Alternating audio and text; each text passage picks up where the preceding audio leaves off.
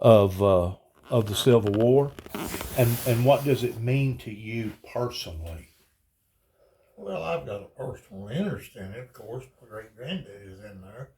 Uh, I don't believe in slavery. Just because I'm a die-hard Southerner, that don't mean I believe in slavery and all in the way they were treated. Uh, but everybody's got their own thing, I don't know. Well, do you believe that the primary principle for the Civil War was to legalize slavery? Uh, that I don't know. You're getting so deep there and all. Uh, I think it was. I think it was to a certain extent. Uh, Well, see, a lot of people think that down in the South, and I thought that for years and years and years too, until I got to investigating it a little bit deeper, and come to find out it wasn't so much about legalizing slavery as it was decommissioning that law of freeing the slave, because there was already two states in the North at that time before it ever broke out that had already legalized slavery. I didn't know that. Yes, sir. I don't do a lot of reading like I want to and all. Just like that right there. I watched that right there, and I probably I'm not a big television watcher. Well, I didn't know. Did you know that the black man at one time it was against the law for him to pick up a book and read and learn how to read? Oh yeah, I knew that. Yeah. I didn't know that. Yeah. They couldn't. They wouldn't let them read nor write. They was afraid of it. That's what it was. What it amounted to. Afraid that they would gain that same type of what would you call it? Well, they're be aware of their surroundings, and that could escalate, and all. In other words, they wanted to keep them basically stupid. Oh yeah, dumb, yeah. Keep them ignorant. That's right. You're right. All they want to do is work. Want them work. Well, you know what? Another mischaracteristic of the Civil War was that the white people was really bad to the black person, to the slave, and I disagree with that. Well, I'm not going to try to start looking for a letter. I've got a letter here.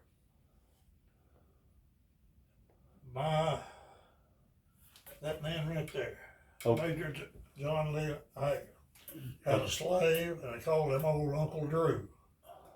And the letter's here somewhere telling about how well they took care of Uncle Drew. Even after he wasn't able to work and he got real old, he lived in the house with them. He sat at their table, they fed him and everything. Well, look at it this way. They look at slavery as property, right? You're right. Just like a horse, or just like a cow, or just like anything else on the farm. You take care of it. That's right. You take care of your property. Right. Now, there was a few bad slave owners. There was a few of them that beat on them and took advantage of the women and etc. But by and large, they took care of those people, didn't they? Right, they did. But I'm like you. I disagree with the concept towards wanting to put somebody under shackles like that, and say that they're not equal to us. And that was the primary purpose for, I guess, about halfway into the war. I think it actually started out just similar towards, almost like it's going right now up at the White House, with a group of people that just couldn't get along. It was territorial rights that they was still in the process out west in determining on who was going to be in control of this territory and that territory and this territory. And they had a bunch of stuff going on up there in the White House that they couldn't agree upon. And the next thing you know, an argument turned into a fight or a brawl, and a brawl turned into a fight. And the next thing you know, it turned into an out-and-out war. Well, whenever King George III, which that's who we broke away from originally of the Revolutionary War, the Redcoats, whenever Lincoln realized that King George III and other people was looking over his shoulder wondering what the hell's going on over in America now. That's whenever I think Lincoln knowed that he was going to have to validate all that bloodshed, and that's whenever they come up towards the exacerbation of the of whatever that law is pertaining to freeing the black man. Yeah. At that point in time, the people in the South looked at that towards a rebellion because they knew that the North had done already basically turned that into a career towards them people, because there was probably 10,000 more slaves up in the northern areas than there was in the South. I mean, the North was full of them. Yeah. And all of a sudden, you're going to jerk the biscuit out of the South man's mouth. In other words, he had his eyes set upon the same type of commerce. In other words, he was fixing to get him 2 or 3 black men, and he was fixing to start him a plantation. And he was fixing to become a king. He was fixing to become a very, very wealthy man. Well, whenever you jeopardize that, and now you telling the South, you can't do that. You ain't going to do that. Even though they've been doing it now for the past, I guess, probably 100 years up there in different episodes. It offended the South. And the South felt like that the North was giving them a bad end of the deal. Of course, you know about the carpetbaggers and those that would come down to the South, and they would take advantage of the labor laws. And you know that the Southern people, by and large, wasn't educated like there was up in Pennsylvania, New York, and all those other areas up there. Right. So they was taking advantage of that. The North was, with the carpetbaggers and etc. But whenever they told the South that we're going to end slavery, that's whenever the war, sure enough, got heated up. It was a bad war. It's real deep. If you get into it real deep, it's a lot of angles to look at. That's it is. Sure, but now I don't believe in slavery at all, not at all. But now John Leland here was the biggest slave owner in Henry County. He had at one time, I forgot how many, it's a lot, but he could walk on his own land from the Tennessee River to some people say the Mississippi, I say the old vine. It's hard to believe the man's got that much land, of course. But here again, I'll say this, my grandmama in 1971 signed a quick claim deed that he had interest in Trenton, Tennessee. A quick claim deed. Really? She signed that quick claim. Now is where she relinquishes all her rights to it. It's just a formality. Sure. But she signed that, and it was in Trenton. And this man, he was a very wealthy man then. Oh Lord, yeah, he was real well. Lost it all. He died before the Civil War. His boys lost it and everything they had. How come they lost it? Well, gambling, drinking? No, they couldn't pay taxes and stuff on it. And they just took it away from him about what it is. They come to them, but now the house is still standing, and I mean they're living in it. Really? He built the first brick home west of the Tennessee, brick home before there was any in Memphis. It's on the National Register and all that. Is it really? Yeah, it's down there in Springfield.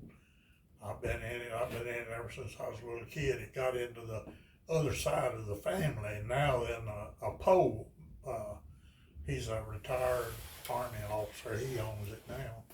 And all, but, well, have you ever heard, I'm pretty sure you have, pertaining to the night riders that basically established themselves up around the Reelfoot Lake? Oh, yeah. You knew about them? Yeah. Even whenever you was growing up as a kid, you knew about them? Not as a kid. As an adult, it's all, you go up there to the museum. You've been in the museum. Oh, yeah. Real, but it's all in there about the night riders. See, I think that was all over the Reelfoot Lake. That was all about that, you know. Well, part of it was because, whenever Davy Crockett come from he thought it was the state of Madison or something. I think now that they got a community up there called that, but at that time they hadn't fully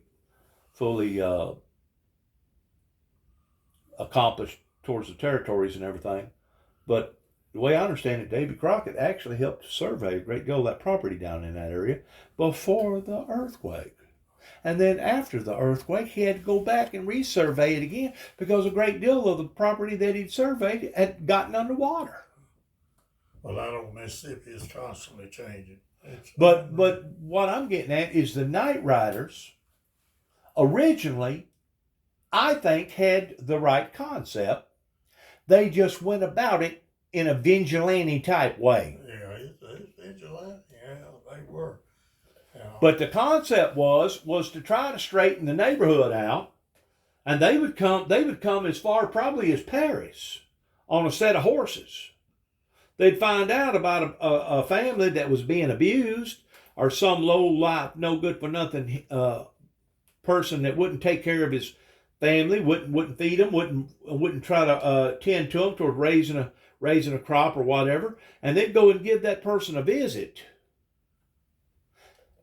And ordinarily they had masks on because they didn't want to be identified towards who they was. And they would tell them, the way I understand it, all right, we've come one time and one time only to give you a warning. Don't let us have to come back. If we come back, we're not going to be talking. We're going to strip you to a tree somewhere, and we fixing to wear the hide off your body if you do not straighten your act up. And did you know what? It was effective to a certain degree. But like I said, they done it so much that they created a bad name for themselves. And that was just about the time whenever Nathan Bedrick Forrest come into play. A few years after that, Nathan Bedrick Forrest come into play during the Civil War, that planted a seed of division in this area like I have never ever seen before, pertaining to the white race being against the black race. A lot of hatred, hate mongering. There's pockets, more so in the South than it is the North, but there's pockets to this day that black people don't feel comfortable in going into, much less living in that area. And one of those areas right down the road here, that the little town you just got through mentioning. Big Sandy, yeah. Big Sandy's one of them. Yeah, it used to be real bad. It's not even close to what it used to be. But Parker's Crossroads was one of them. That family that we was talking about the other night, the Tennessee River, that hung all them boys on the other side of the river over there. What was that? Danville? Danville was another one over there. The area where I was raised up at, down around Sidonia and Hop In, down around the Obion River down there at the Davy Crockett hunting club bottom down in there. That was another area. And the reason where I'm going with this, other than slavery, is that my great-grandfather, for a while, worked for the state of Tennessee towards going around being a duty-aider. And they would have court, open court, on a person, and it wasn't none of this hee-hawing around towards, oh, we're going to appeal this, we're going to appeal that. Usually whenever they come to their conclusion of what this person was fixing to get, his punishment, they usually got it right then and there. They may have prolonged it a day or two, but ordinarily they got their punishment within just a very short time after the sentence was given. Didn't they call them circuit riders? They may have been, because because at that time it hadn't been fully established. That was in the early 1900s, and of course everything changed after World War I. I don't know if you realize that or not, but our laws and the way that we conducted our laws and the way that we done things, everything changed after World War I. There was something about whatever went on in World War I had a deep, profound effect on the people over here in this area. You know, up until that time, they would actually hang people right out in the open. Yeah. But what they got to realizing is that people was bloodthirsty, and they would drive for miles and miles and miles on horseback just to watch somebody die like that. Yeah, they did. They had a hanging in 1901 or 1911 in Paris there, and I've seen the article how many people was there. There was a lot of people there to see it and everything. And but they didn't wear things out in court in them days like they do now. You can appeal and reappeal and do Oh, you can take somebody that gets caught on camera that goes into a school and massacres 15 or 20 kids, and between a psychiatrist and a crack crackaback type judge and a lawyer, they can keep appealing that thing and keep appealing that thing for the next 20 years. They'll wear that for the next 20 years. So our laws, in a way, has taken, it has went just as far to the right as it was the left whenever they changed the laws. You know what I'm saying? Whenever they changed the laws and they started doing things more in a civilized way. And the reason being is because of the psychiatric community in saying, oh, you can't do that to little Johnny. Little Johnny was talked to bad whenever he was a little kid and he peed in the bed. And because of it, you can't instill capital punishment on little Johnny. Little Johnny, he didn't know what he was doing at the time whenever he done what he done towards going in that school and killing all them kids. So we're going to just give him life without parole. We're going to feed him 3 meals a day. We're going to make sure he's warm during the winter and cool in the summer. We're going to give him a TV to watch and hot water and cold water and a bed to sleep in. I don't know. That ain't right. I know it's not. But the whole concept of our laws changed because of the psychiatric community and also the liberal judges and the liberal attorneys.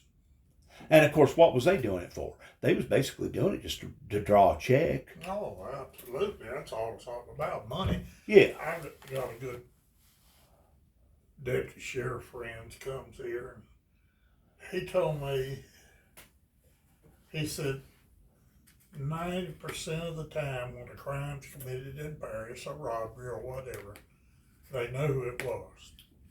And they can go right to his door. Because why? Because he's been in there over and over.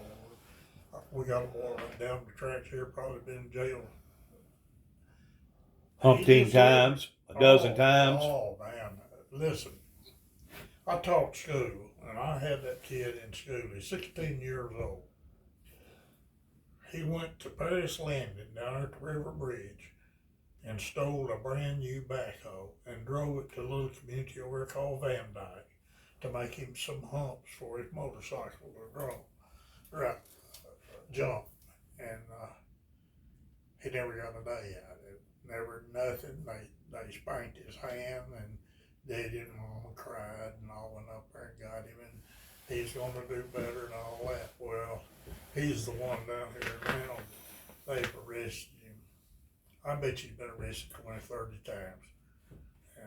This constant. And usually it's just over nickel and dime stuff. It ain't over nothing really, really serious like murdering somebody or raping somebody or doing something really, really horrible bad. It's mainly cars. And now he stole my travel trailer over here across the bottom. He did? Well, yeah, he did, but they couldn't ever pin it on him. RV? He stole your RV? Yeah.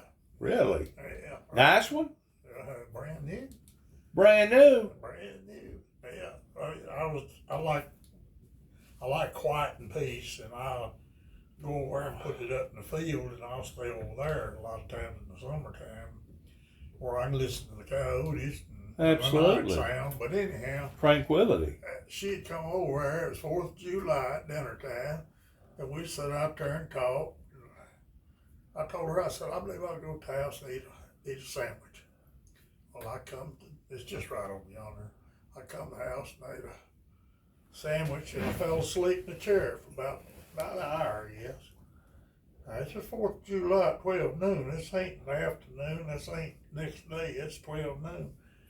And I got in the So you talking about a 3 to 4 hour period? No, about an hour. I stayed up there about an hour. About an hour. Yeah, he just took a little quick nap and Went back over there and it's gone. At 12 o'clock noon, she come over there, and at 1 o'clock I went back over and it wasn't there. And it's brand new, brand spanking new. I had $3,600 worth of stuff in it that the insurance paid me for. $30,600. What kind of rig was it? It was a travel trailer. I know that, Jayco or Coleman, or what was it? It was a Gulfstream. Gulfstream. Yeah, it was Gulfstream. Yeah, contained. Yeah. Self-contained. We had its own motor and transmit. No. That's a motor home there. Yeah, no, it was a bumper pull. Okay, bumper pull. Yeah. But what year was it? Well, at that time it was brand new. I don't know what it was. In the 80s or 90s? Oh no, it's in the 2000s. Oh, really? Yeah, I bought it brand new. I bought it. See, where did I buy that trailer? So you talking about you done lost about $20,000 or more? Yeah, about 15, 18. Yeah. 18 plus the contents. Yeah. Contents. Where in the world? Probably bought it up there at Paris Landing somewhere, didn't you? No, I bought it in Kentucky, I think. Did you? Yeah, that's where I bought it. I bought it in Paducah, Kentucky. I got you. And, oh yeah, I lost it. That old boy down there wanted to go. They knew it. That's the first thing the law officer, man, I called the law. But the point being is this. Our laws change and our tactics of how that we pursued our laws changed after World War I. Now I realize that before World War I, God only knows that how many people got hung or killed or got the wrong kind of punishment because they didn't have justifiable witnesses, and there was, too much, favoritism going on back then in those days, and there was a lot of unjust due justices that was going on at that time because they didn't go about doing it right. That's kind of like those people over in Reelfoot Lake, the Night Riders. They went beyond where they should have went. They had a good concept. Let's straighten out the neighborhood. Let's find every low life, no good for nothing person in this area, and let's go talk to them and say, hey, you need to straighten the act out. Yeah. But they took it too far. Right. Well, whenever our laws changed in the early 1900s, it swayed from one direction, the pinnacle, right over to the other direction. Kind of like the laws of child abuse. Now, whenever I was growing up, I'm pretty sure you probably did too. It wasn't nothing for us to get our ass torn up. Absolutely. No, there wasn't no child abuse. A matter of fact, we got our ass torn up in school that if you done something that was justifiable in doing something that bad, either the teacher got a hold of your tail or the principal or both did. Yeah. You know what I'm saying? And that was considered acceptable, and that was considered orderly at that time. Right. Well, what changed that? Liberals, your psychiatric communities. You can't hit little Johnny like that. He'll have nightmares and he'll piss all over himself if you do that. You'll psychologically affect that boy if you do that. Well, now look what it's got us. Yeah, I know. We're in trouble. Look what it's got us. We're in trouble. We're in deep trouble. We're in deep trouble, and I'm just afraid that if we don't have a change of heart in how that we're going to manage our lives, we may not have a whole lot of lives in the future pertaining to our children and our children's children, because it's so out of hand that the law has basically been turned into a mockery. Or nothing but a mockery. But this is the point that I wanted to make about slavery. After the war was ended, and you can tell by looking at the pictures of Abraham Lincoln, his hollowed eyes, how his body looked frail from the time that he went into office, from the time that he left office, he looked like a walking dead man, did he not? Oh, yeah, he did. It took a toll on him. It took a toll on him. It took a toll on a lot of them, Robert E. Lee, all of them. It took a toll on a whole bunch of them, didn't it? You got that right. I mean, whenever you sitting there listening to men screaming and hollering and begging and you know what I'm saying, crying and begging, that way. I mean, you be around that day after day after day. It's going to have an effect on you. Right.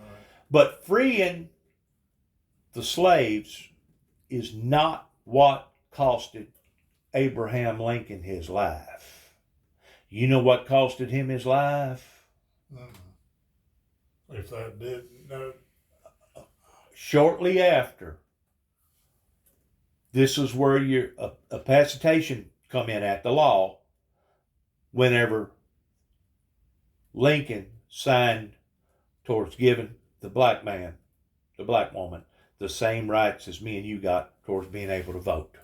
Whenever he done that, he signed his own grave. He signed his own grave. They say that whenever that occurred, the Civil War, he breathed a little bit of sigh of relief, but it wasn't until the night that he signed the paperwork on saying the black man should be treated equal as the white man, and he should have the same rights as going to the courthouse and voting and acting in our system pertaining to our democracy. That's whenever he sure enough went, it's finally over. And the day after, he got assassinated. Yeah, that was. He let his guard down. And He let his guard down. Or maybe that was his calling. Maybe that's what God had called him to do, was to make that mark. In other words, it was time for him to be checked out. I mean, I don't agree with nobody killing nobody like that. But the fact of the matter is, that man had went through hell during the time that he was serving for the people, didn't he? But I always said, that was a blow to the South too, not big blow to the South when he got killed, because then we run into a lot of trouble. That's like all the Reconstruction and all. Well, that's whenever your Ku Klux Klan was formed. Yeah. You know what I'm saying? The Night Riders only had a bit of that, but the Night Riders wasn't prejudiced about it. They wasn't just picking on the blacks or picking on one particular ethnic group. They was going after the people that was low life and no good, that was scoundrels. Yeah. But the KKK come in effect, and you know where they come in effect at, don't you? Yeah, down there at Pulaski, NB Forest, but it got so bad that NB Forest washed his hands of it. Said, I'm not going to have anything to do with this anymore. And Nathan? Yeah. I was told that on his deathbed, he denounced it and said that it was evil. Because at that time, they was turning it into a game. They was turning it into a sport. They went on up in the 1920s. They showed big marches they had in Washington. You ever know a KKK man? Not that I know of. I mean, I may have been around them, I just didn't know it. They don't advertise it. The Grand Wizard, Donald Black. Okay. I was in the Army with it. You was? Yes, sir, I sure was. I was in the Army with Donald Black, Grand Wizard. And that's been in the that was in the late 60s. He was a Grand Wizard after he got out, of course, out of the Army and all. And I've got somewhere around here. I have to look for stuff. It takes hours. I've got an application from the KKK to join. Not that I join. I just got it because it's history. I got you. I got it off of a man. I told him he had a bunch of them. I said, let me have one of them. I want to keep that thing. Absolutely. Right there, and I got it around here somewhere and all. I've got NB Forrest's voice where he charged stuff in Memphis at the hardware store in Memphis, one of the hardware stores. Anyhow, I got it off of Raphael. Have you ever heard of him? I have heard that name. He's a appraiser on Antiques Roadshow. Yeah. Civil War stuff. Yeah. That's him. He had the museum. He had the museum, and he had a shop down Shiloh for a long time. You could go down there. There's a museum / everything in there for sale too. Right. Out there, and he lives in Alabama, or did, and he done a Antiques Roadshow forever. I mean, he's still doing it. I reckon. He appraising anything Civil War. It's him appraising it. Well, now they film it and document it. Now they turn it into a show. Yeah. You know. But I've done business with him. I sort of got that receipt from Raphael. You'll never get one of Forrest without, you probably could, but it's going to cost you. Well, how come this right down the river here, going back toward Camden, how come that park was dedicated to Nathan Bedford Forrest at one time? Did a big battle or something happen right there? Yeah. Did it? Yeah, it's in B Forest State Park. And it's a damn wonder they don't try to change the name of that. But anyhow. Well, they did take the museum. They did take the horse and him the monument down. They did do that. Did they? I didn't know they'd done that. Yeah. But have you ever been over there? Yeah, many times. Okay. Have you ever been inside? Yeah. Have you ever seen that Braille boat in there? I don't remember because I've been to some daggum many. I've been to all those down there at Shiloh and been to those over at New Johnsonville. They got anyhow at NB Forest Museum up there. They got a Braille boat. You know what a Braille's are? Somewhat. Well, I've got a Braille right here. Right there's a Braille right up there. Okay. There's the Braille. Right there. That's a Braille. All right.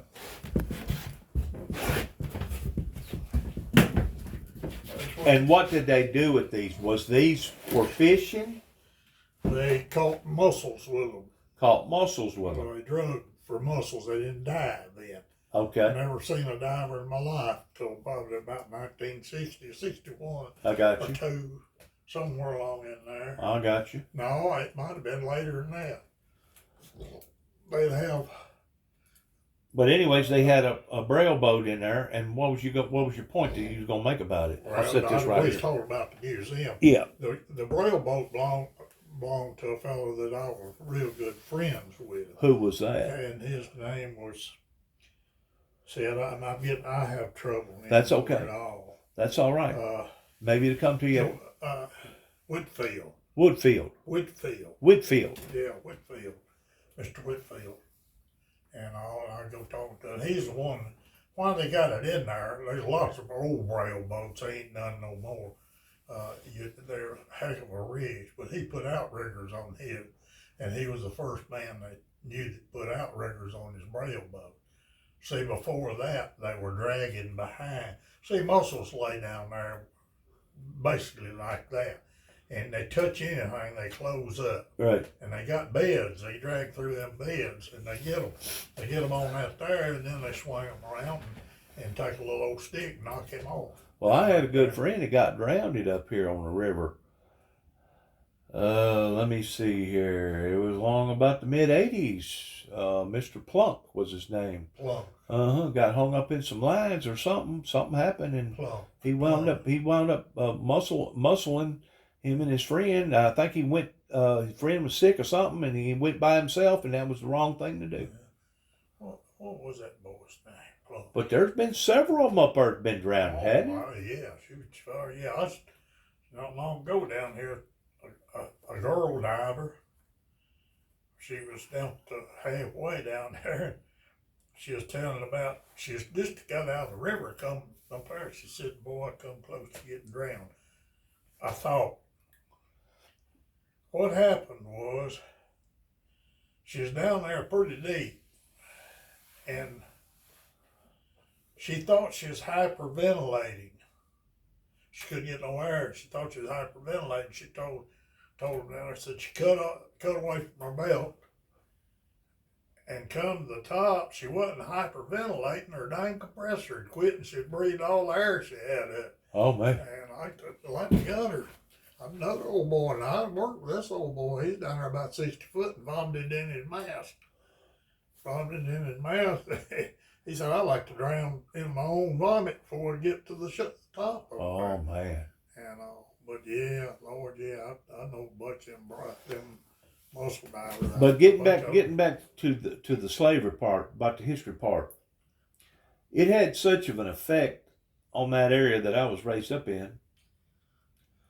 that my brother, he was scheduled towards an assignment towards coming and picking me up. I may have told you about it last time I was here. That I had won some chickens at the 4-H club. I was about 14 years old. I think I was seemed like I was in 6th or 7th grade, maybe 8th grade. And he had been working for Goodyear at the time up there in Union City, but they was on strike. And this was in 1976, the bicentennial year. And he was a motorcycle driver. He liked to go out and do the dirt thing, jump in the hills and all that other stuff, kind of like what you was talking about a while ago. And he must have let time slip by him a little bit. And he was on his way back to the house to get his car so he'd come and pick me up. And an 806 International tractor pulled out in front of him right there in Sidonia at the intersection. And he smacked into it, dead center, the side of an 806 International tractor without a helmet on, probably doing about 50, 60 mile an hour on a 350 Kawasaki motorcycle. Well, it broke his arm, broke his leg, it busted him up pretty bad, but the main thing that it done, he got a concussion on his head so badly that his head started swelling. And of course, at that time, they didn't have the airlift like they do now. And they tried to rush him down to Memphis because they knew that he was in bad shape. They just didn't know how bad. And they didn't drill holes in his head to relieve the pressure. And by the time they got him to Memphis, that swelling had already cut up the oxygen supply of that main vein going up to your back of your neck. And basically become brain dead. So they put him on a machine, keeping him alive. And we done already went to Memphis a couple of different times. And every time they do a test on him, on an EEG test, it'd show up 0-0. Absolutely no brain activity at all. Everything was dead in his head. Only thing keeping him alive was that life support system. So we called in all the family. It's time to make a decision. What we going to do here? So we went down there, and the main concept was to pull the plug. Well, must got to feeling a little bit guilty about something or something other, and we requested for another EEG to be done. And this was the fourth one, and whenever it come back 0-0, we knew what the decision was going to be. So as we sitting around the bed, he takes his last breath and see the little thing, flatline. You know, he's gone. Of course, I'm sitting there grieving. I'm just 14 years old. I realized that he was on an assignment towards doing something for me that I basically had to walk around with the guilt of for several years before I realized that it wasn't my fault. But I felt at that time, I thought it was my fault. And he done already passed, and family was around. My dad, he had a brother that was a preacher, and he was kind of orchestrating everything. Anyways, the doctor nudged my dad. He said, come on outside. And my brother followed him outside. Now, this is what was told. I wasn't there, but this is what was told, and I don't doubt it whatsoever. The doctor looked at my dad. He said, Mr. Jackson, we don't mean to be rude, but you're going to have to hurry things up because your son was an organ donor, and if we don't hurry up and get him downstairs to remove the organs will go bad. He said, y'all going to have to rush things up. And my dad stopped him. He said, wait just a minute. He said, I got a question. Okay, what is it?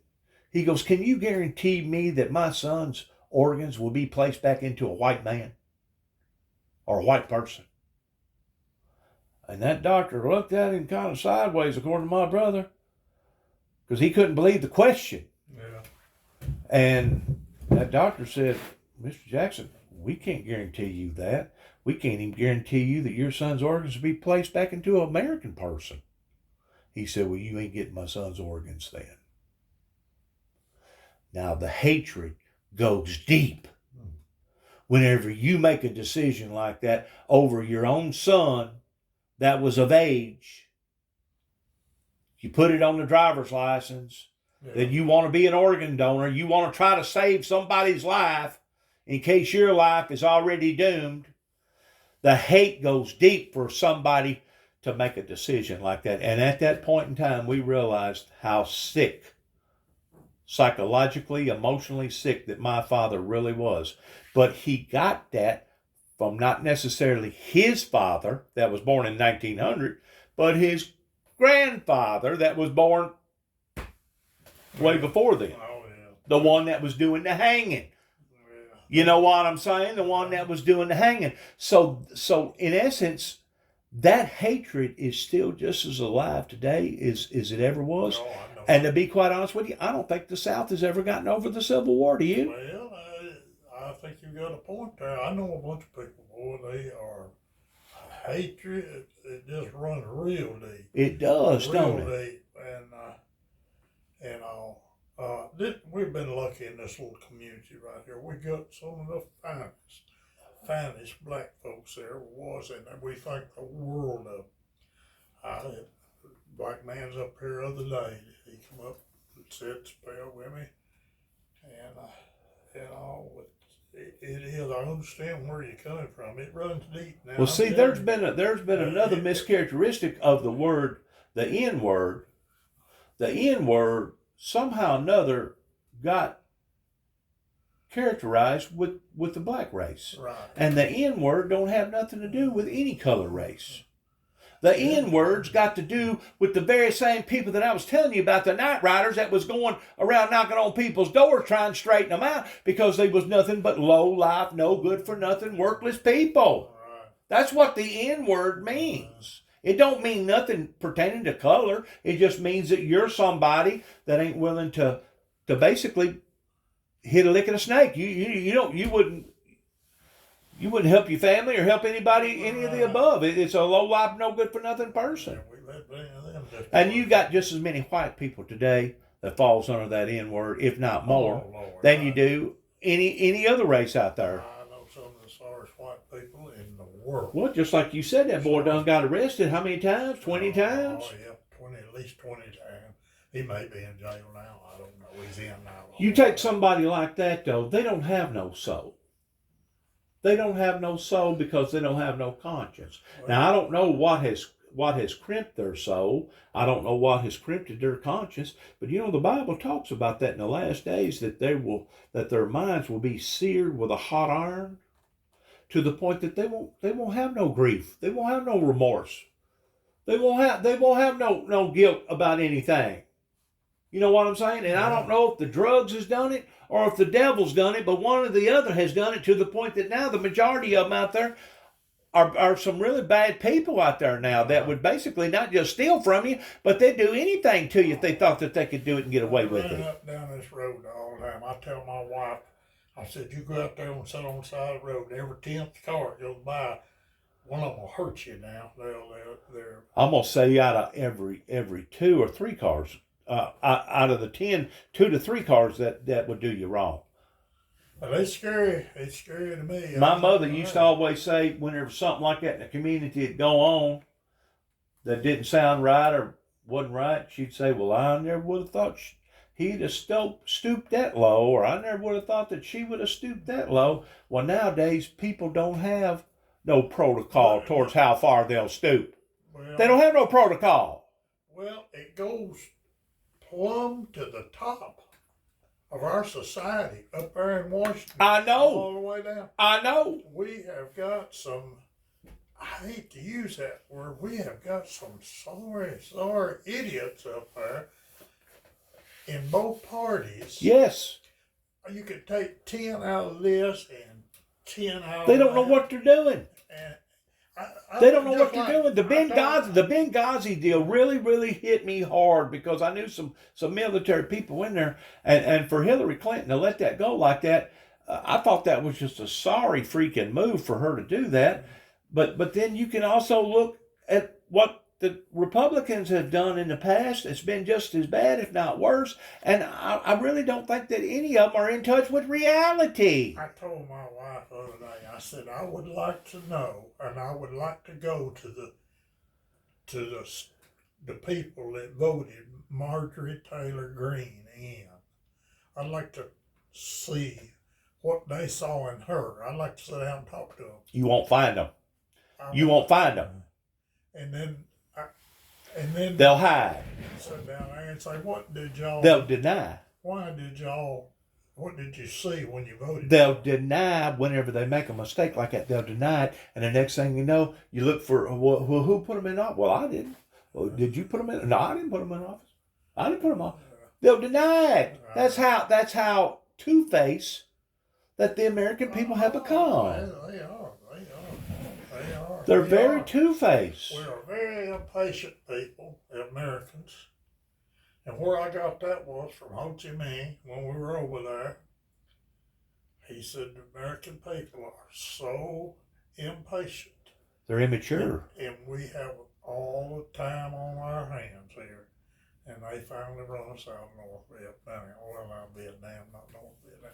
That was a heck of an ending scene there towards the end whenever all that ended, wasn't it? Yeah. That was just a bloodbath, wasn't it? But it... Does those memories still haunt you to this day? No, I don't think it would it would somebody. I don't think it didn't haunt me. I hate to see it, and I've watched it a lot of times. I've been over there, but not when the Tet Offensive. See, that's when Tet was there. They called it Tet Offensive and all. But I was mainly in northern Thailand up on the Laotian border up there. So you wasn't in the middle of all the action. No, I wasn't. I was. But you knowed it was going on around you, didn't you? Well, we were way on up there and out back, you might say. We're picking up down pilots is what we're doing. I see. Was the closest troops to North Hanoi. Closest one. What country? Thailand, northern Thailand, no Phnom Penh. Picking up down troops. See, you got Thailand, you got Laos, and you got Vietnam. They're long, slender countries. Here up here is up there on top. That's North Hanoi up in here, right in that area there. Is down in the swamps? Is that what they call Saigon? No, Saigon's down to bottom, down here at the bottom. It is. So we were up here, so that way it was the closest for us to pick up down pilots going right across. Gotcha. Now I didn't do it. I was getting fuel and stuff. See, we were TDY with the Air Force. That's called temporary duty with the Air Force. And basically we was doing something they didn't want to do was mess with the fuels and all. That was just pure old work right there. Well, wasn't it amazing though how that they'd strap those suicide bombs on them little children and have them little children walk up towards them American soldiers, and you either had to make a choice towards either killing the child or take a chance on whatever the child had on them towards it harming and hurting your own brigade. You know what I'm saying? I mean, they done things over there that most people never did even think about whenever it comes to cruelty. Yeah, I know. They Cruelty. Yeah. I've got a good buddy down the road here. Me and him, we work together and everything. He's got PSD and he's got it real bad too. He never talked about it all the time we worked together. But this is what he said. Now, I think this is, and the man would have to read through that. I told my wife, I said, I know pretty well what happened. First off, they got ambushed one night. He was the head of the squad, and he led them into an ambush, and he felt guilty about that. But he told me, he said, one time, he said, I didn't mind killing people, but I mind it when I got somebody killed. And he broke down, and I come home and told my wife, I said, now I know what happened. They blew an ambush, I blew a patrol and got ambushed, and he got a soldier killed, I reckon.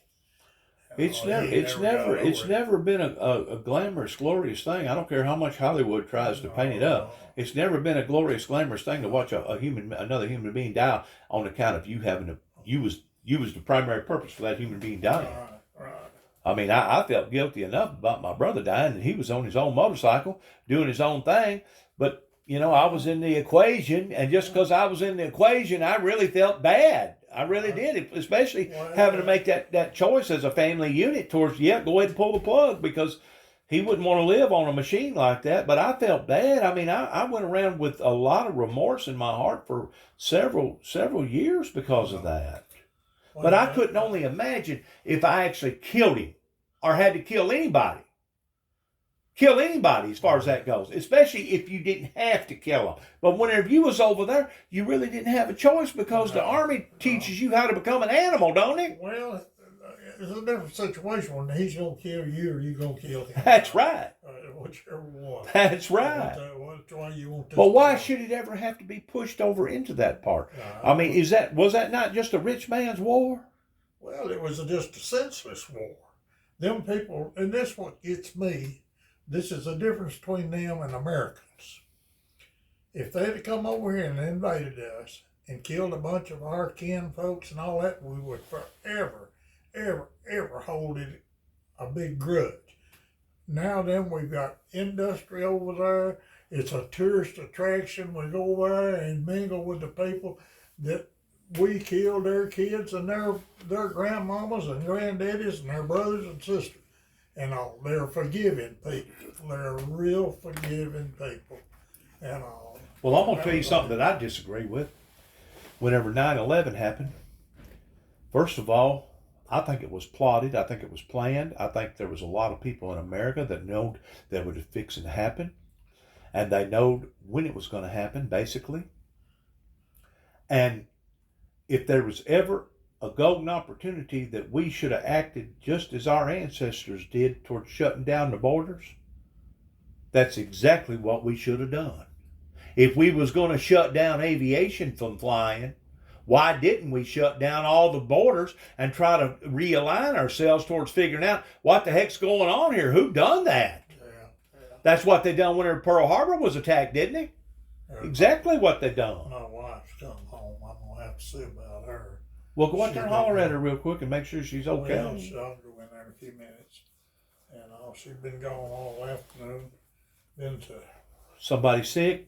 Taking care of some family affairs? No. But anyways, it's a bad deal whenever you have to take another person's life, even if you do it accidentally. One of my biggest nightmares, as much traveling as I've done all over the United States, is to run over an innocent child or an innocent person and cause their death, or to be involved in a major accident and cause somebody to die. That's one of my biggest, I guess, nightmares, other than dying in a fire. Out of all the deaths, I think being burned up in a fire is probably one of the worst. But 9/11 was not orchestrated by the Afghanistan people. Even though later on, after Desert Storm and Desert Shield, between Dick Cheney and the Bushes and the rest of them up there in the White House, that made out like it was Afghanistan. We went to war with Afghanistan, going to reform them people, and we spent over 20 years in that area. And the day that we left, less than 11 days later, the very people that we was at war with took the country back over. Well, they run the Russians out. Russians, you can't fight those kind of people here. They're goat herders, but they're very tough, ain't they? Oh, Lord goodness. I got a friend, I got a student. I had him as a student. He's a special ops, Green Beret. He's sitting in one of these chairs one time. I was asking him, I said, "Friend, how did it go, Mama?" Fine. And I said, "Friend, have your seat. Don't worry about that old coat." That's all right. I'll just go over here. How you doing? My name is Dennis. Dennis Jackson from up around the Weakley County area, just on the other side of Sharon, Tennessee. Oh, okay. Yeah, he was here a while back. Me and him been fighting the Civil War. Oh yeah. The Night Riders and your husband absolutely touched my heart. there is very few people that has an effect on me like he did. Oh, he's Well, I pretty hope he's good a fella. And I mean that from the bottom of my heart, because he's so full of history. He's got so much to talk about, and different people that he's been around and associated with. It's just, to me, it's just remarkable that I have the pleasure of sitting here talking to him. He's a wealth of knowledge. Back to Fred, the Green Beret here. Uh-huh. I asked him, I said, Fred, he's been South America everywhere. Spent a lot of time in South America, covert operations, whatever. But anyhow, he told me, he said the Iraqis will be all right. So they're a reasonable thinking people. But he said now, the Afghanistan, said that's a whole different deal there. Said they're tribal. He said everybody got a little tribe here, a little tribe there, and all over. Well, you know how many terrorist groups over there? Oh, You ever take about 60 or 70? Yeah. Of course, they just focus in on the one, the Taliban or the Jihad or whatever. But I mean, like you said, they're all over, and everybody's fighting for the same. Right. They're wanting to be the main dog in the hill, top of the hill. You know what I'm saying? Yeah. And they're just constantly at one another's throat. The point that I'm trying to make about the Afghanistan war is, first of all, you don't go into something if you don't have the blessings of the Almighty in behind it. And second of all, you cannot conform a group of people that's been their way of life now forever, thousands of years, the way that they think and what they do. You think that you just going to go over and conform them. It's kind of, to me, it's kind of the same way in taking an alcoholic and forcing that alcoholic into Alcoholics Anonymous. If that alcoholic hadn't hit rock bottom yet, and if that alcoholic ain't wanting to get out of that that rut that he's in, you can send him to all Alcoholics Anonymous schools that you want to, or classes you want to, and you never gonna get him away from that alcohol. Same way with those people over there. I mean, they're brainwashed. That's the way that they believe. And the only way that you're going to conform them is it's going to have to take a spiritual movement. A supernatural spiritual movement. They've been instilled in them for thousands of years. How did it go, Mom? Fine. Did you find him and everything? Yeah, right there in front of the store. Did you? Mm-hmm. Right there in front of where? The store. The grocery store Mm-hmm. there? Yeah. Yeah, well, that's good. Now, are you from this area too? You a Tennessean? No. Oh, you're not a true blue Tennessean. No, although I've been You're here a a very long transplant. time. You're a transplant. I So am, am I. She So says am I. I'm a ship-in. So am I. Where are you from? I was born in Chicago, or north of Okay. Chicago. Well, I was way west. I'm Oregon. Oh, Oregon. Gotcha. Yeah. How in the world did y'all meet? I don't know. I've been in several places. I mean, did you meet in the military? Is that how you Oh, met? no. No. No. My parents divorced, and my mother remarried, and she moved over here with my stepdaddy, and I just came to spend a summer Been here ever with since. her. Been here ever Been over since. 50 years ago, you come to spend the summer. How long y'all been married now? 50-something years. 50, yeah. It's 50 in July. 50. 50 years in July. See, that was your Last gold. July. That was your golden. Mm-hmm. Yeah. Well, you don't hear too much of that no more, do you? Right. That. I mean, just a 10-year marriage now is something, isn't it? Yeah. For somebody to be married to 7 to 10 years is something.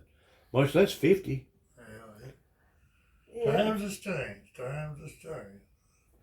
We agree on a lot of things. We agree on things ain't going real well in Washington, that's for sure. Well, what I was going to tell you about that 9/11 deal, whenever aviation was ordered to ground, I was working at the time in Jackson, Tennessee.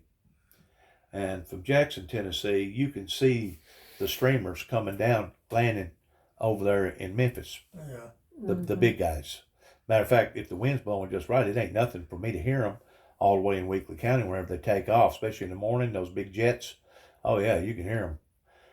Anyways, whenever all them streamers come down the way that they did, and it got like totally silent, I'm wondering, what's happening here? Is this the end?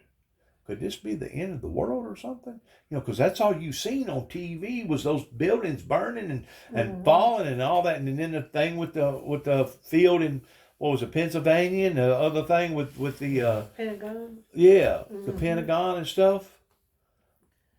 There was one family that was allotted the day after 9/11 of getting presidential permission of leaving the continental United States. You know who that family was? Who was it? I've heard that. Was it? Who was it? I've heard that. It was one family that they gave permission. It was the very family that plotted it. Saudi Arabians. Saudi Arabia. That's right. It was Saudi Arabia. It was Saudi Arabians. A matter of fact, our FBI has already done a thorough tracking on various terrorists. You know, someone was out in California, someone was over here, someone was over there. And basically, the money trail leads right back to the Saudis towards who was financing them and paying for their upkeep and their schooling and all the above. And of course, why in the world, or who in the world, and you may be able to answer this question, why did we allow for them people to take control of the oil industry pertaining to OPEC is still beyond my wildest imagination. It had to happen somewhere either in Carter, Ford, or the Nixon era. Whoever done that, I know they're dead now, but one day they're going to give an account for what that they done, because that put America very, very vulnerable. And even Donald Trump said, when he was running for office, what we ought to do is go over and take their freaking oil, because that's what finances all the terrorists. Yeah. Is the money off of the oil. Yeah. I know. Who done that? Who gave them that? I don't know. This country's done a lot of really stupid stuff. Who gave the Panama Canal away? Didn't it one time we was in control of the Panama Canal? Well, we built it. I don't know. I'm sure we did. Right around the post there, you talked about, you brought the Panama Canal up. Get up right there. Go right around there where them outboard motors are. No, okay, other side. Other side. I'm gonna get my glasses. Oh, okay. Go around the other one there. Look down there on that post, that railroad track right there. On the post. On this post? Yeah. No, right. Right here. Okay, what is that? That's the first rail of the Panama Canal. Read on it. Post of the real form first transit, what's that word? EISTHMISN railroad built by American Incorporated 1855, used by the French 1882, 901 in attempt to build Panama Canal. What was that? That was a rail, a little piece out of the railroad track. Yeah. The original. Piece of the rail. This piece here is. You must have bought that. Oh. Oh yeah, absolutely. You go down there and get it. Yeah. Yeah. But you bought that for historical purposes. Yeah. Yeah, I bought it. I don't even know where I got it now. I hadn't had it too awful long, but I bought it because got that in Case, Kentucky. Yeah. Bought it at another museum or antique place. Mm-hmm. Yeah. Yeah, that's right. It was in Case. Yeah, I wanted that. Well, you could open up your own business right here, couldn't you? Oh, but then he'd have to sell something. And he would probably have a repeat business, would he not? Yeah, yeah. He told me that he had a good Christmas, that y'all's daughter come in and stuff. Mm-hmm. Now, doesn't she live up there in Kentucky too? She lives in Paducah? Uh-huh. Yeah. So how often does she get to come down here and see y'all? Not very often. They're real busy. He's a computer programmer, and For the hospitals and stuff. They stay wrapped up. And she has problems with her eyes. She can't drive, so she can't just drive herself here. So It has to be whenever She can't even drive during the daytime? No. No, she's got retinal pigmentosa. Oh, I see. Yeah, so she. There ain't really no cure for that, is it? That's actually in the retinal ant. Mm-hmm. Yeah. What it does is you lose your peripheral vision. Right. And so, like what she sees, like she said, she tells people, take a tube from a paper towel and put it up there and look through it. Right. That's like and it just closes in. Do you still see good out of your peripheral vision? Yeah, he has real good proof. That's something else that's really odd. What she has is hereditary. Oh. And it has to come from both sides. Oh. And neither one of us know of anybody in our family that Well, has I've taken that. notice with something here lately, and of course, certain things you don't really talk about out in the public, especially at the wrong people. But occasionally, I'll see something in the corner of my eye, and I'll feel it looking at me, and I'll see a light or like I don't know, kind of like a haze, and then as soon as I turn to look, it disappears. I think I'm being watched. I think I'm being spied upon because I know spirits are real. I know godly spirits are real, and I know evil spirits are real.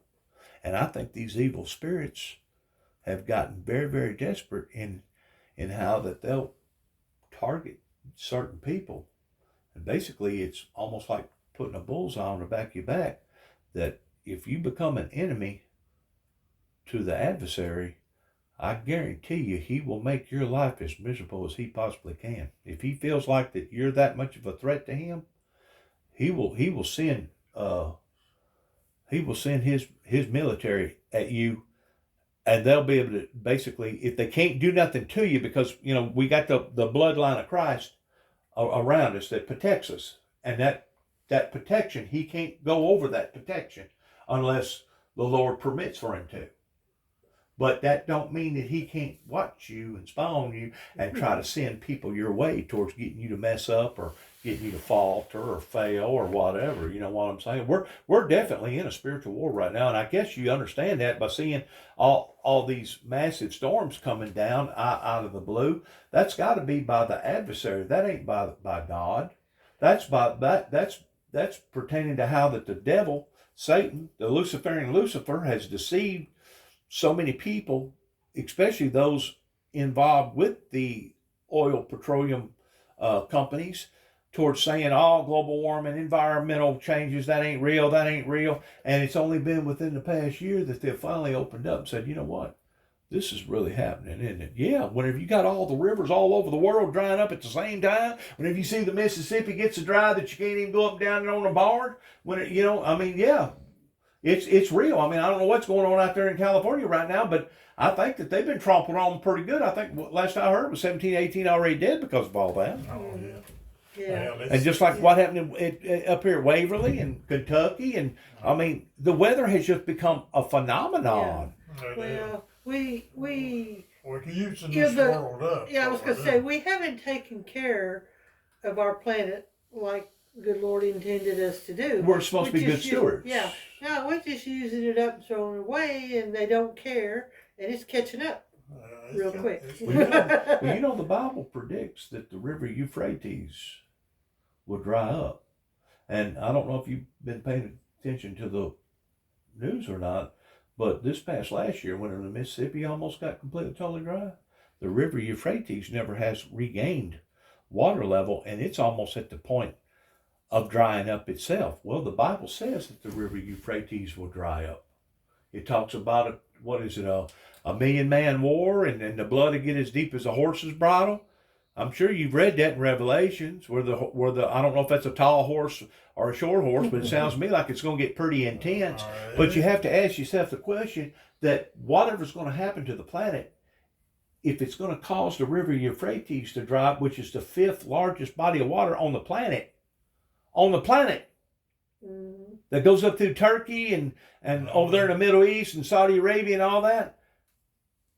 Whatever's going to happen, it's going to cause that is probably going to cause everything else to start drying up. And I think what we've done, we have drained so much oil out of the ground below our feet that the molten lava that's 1,175 degrees, that heat now is starting to come out. And plus, if you look at the hurricane scale right now, there's like 70 something hurricanes, and like 90% of them are all below the sea, below the oceans, spewing out what? Lava, hot lava. Well, you're constantly warming up the water from the bottom, same way as taking that pot right there and filling it full of water and cranking the heat up on it. That's what's melting the icebergs. Did you know that there's icebergs in the water that goes down almost 2 miles deep? Oh, yeah. Oh, yeah. 2 miles deep. Yeah. Lots of times. That's under the water. Yeah. Yeah. Well, the iceberg, yes.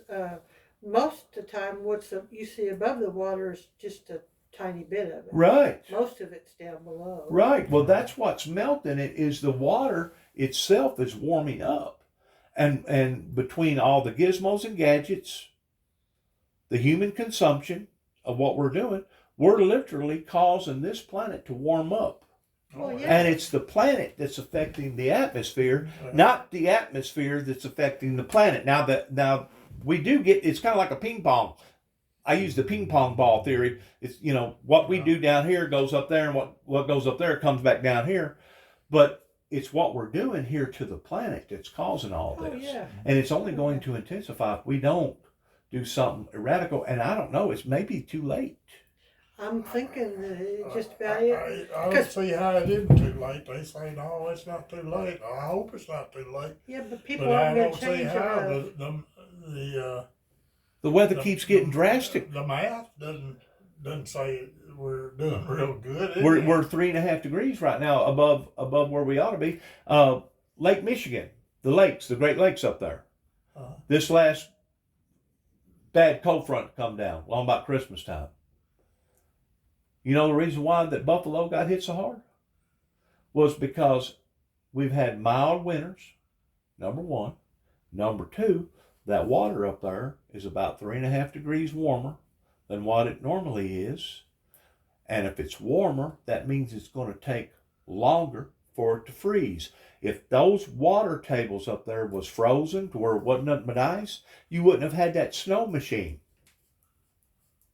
towards picking up all that moisture and then pumping it out towards all that snow and all that cold and all that wind on top of it. Right. I think Buffalo's hit all-time records pertaining to. I just can't believe being in a snow like that. I guess if you're up in the Rocky Mountains, you're probably used to it, getting snowed in like that. But we're seeing a radical weather right now, and somebody told me in the Bible it says something about that, does it? I don't know. I don't know. I know. It says something about the seasons. The seasons will become conformed.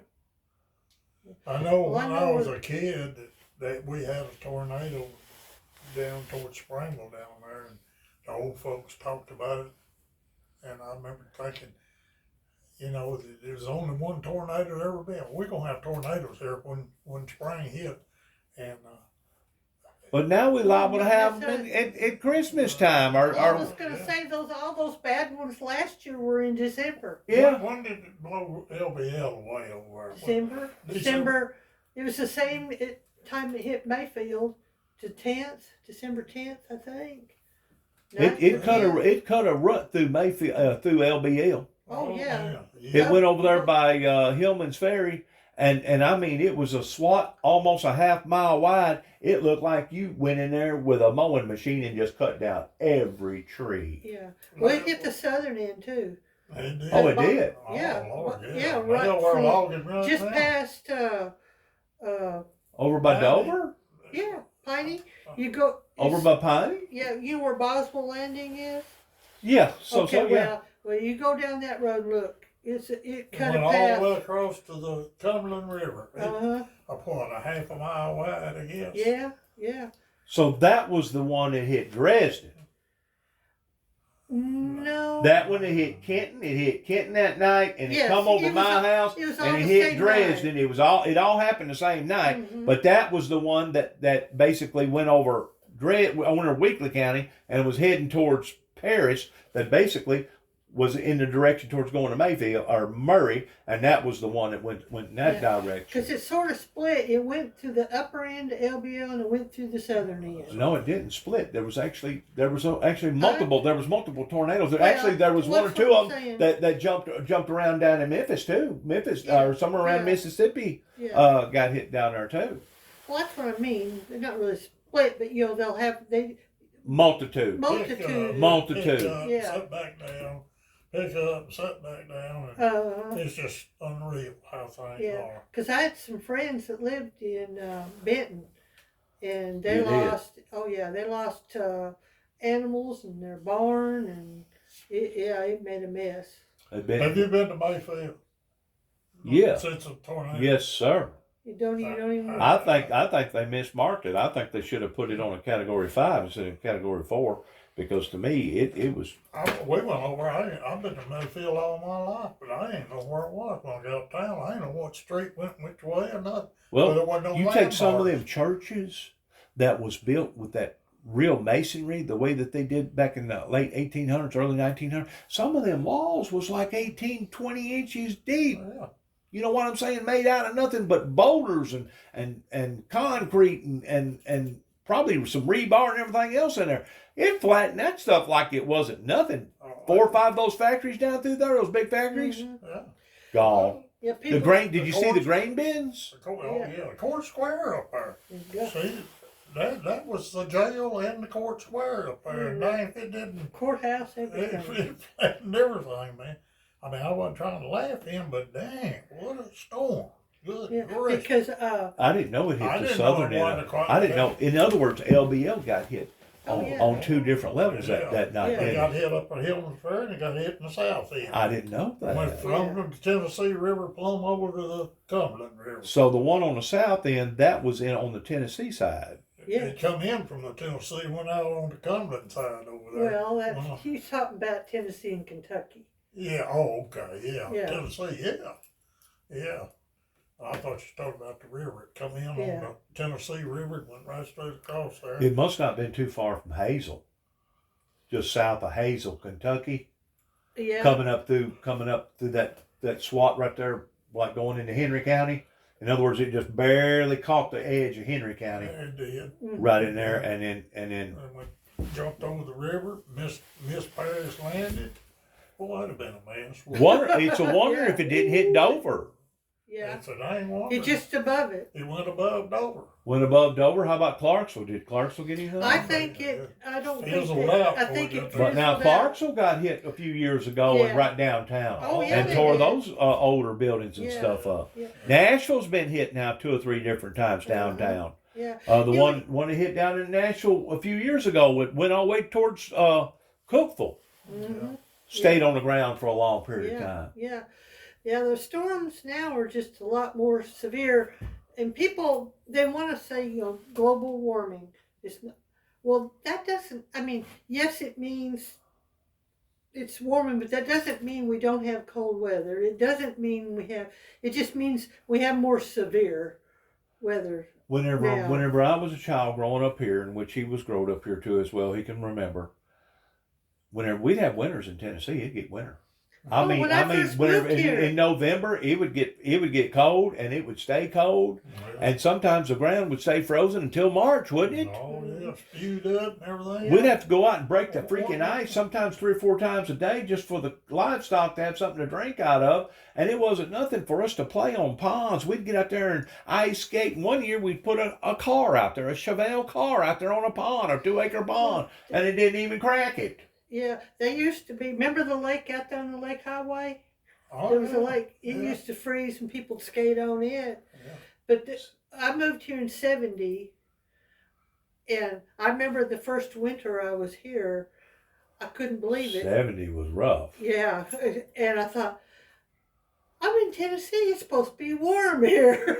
It was a whole lot colder 19 here 19 than it ever was at home. 1972, we were still farming at the time, about 500 acres, and that was the year that it rained that fall, and that the combines couldn't even get into the fields. Well, And finally, they wisened up and they started welding these paddles on these combines. But it added another problem. It caused so many bull gears in the transmissions to go out. Yeah. We had to get ours out. They waited till January. The ground froze. 2 or 3 o'clock in the morning when we start shelling. That was a tough year. Yeah, that's the year we That was a tough year. You could run from about 2 or 3 o'clock in the morning about a little after daylight, and then it'd start falling through again. We'd bring the combine up there at the old house, belonged to another fella.